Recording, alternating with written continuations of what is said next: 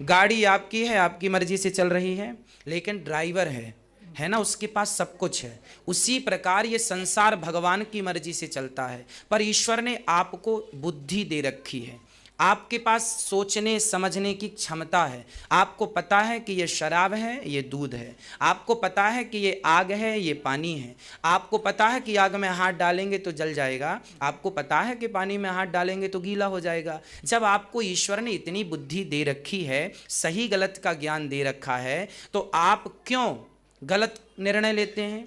ईश्वर की मर्जी से संसार चलता है, ये तो सत्य है, पर परमात्मा ने मनुष्यों को बुद्धि और विवेक देकर के स्वतंत्र छोड़ रखा है कि भैया कुछ निर्णय आपके हैं, आप लेते रहना, और उसी निर्णय के अनुसार आपका पाप और पुण्य बनता रहेगा। उस पाप पुण्य का जिम्मेदार मैं नहीं हूं। ये बात रामचरितमानस में लिखी है, कोऊ ना काहू को सुख दुख कर दाता, निज कृत कर्म भोग सब भ्राता। मैं आपसे कहूं कि आप अपने सिर के सारे बाल नोचना शुरू कर दीजिए, तो क्या आप नोच देंगे? अगर कोई जायज कारण है तो वो भी हो सकता है। नहीं, अगर मगर नहीं। सिंपल उदाहरण, सिंपल बात कीजिए। मैं आप सबसे कहूं कि आप अपने सिर के बाल उखाड़ फेंकिए, तो क्या आप उखाड़ लेंगे? नहीं। महाराज जी, हर चीज का एक कारण होता है, हम भक्ति करते हैं। सुनिए ना, कारण आप सही कह रहे हैं, पर आपको तो ये पता है ना कि सिर के बाल उखाड़ना मेरे लिए ठीक नहीं है। मैं आपसे कहूं कि आप कुएं में कूद जाओ, तो क्या आप कूद जाएंगे? मैं आपसे कहूं कि आप आग में कूद जाओ, क्या कूद जाएंगे?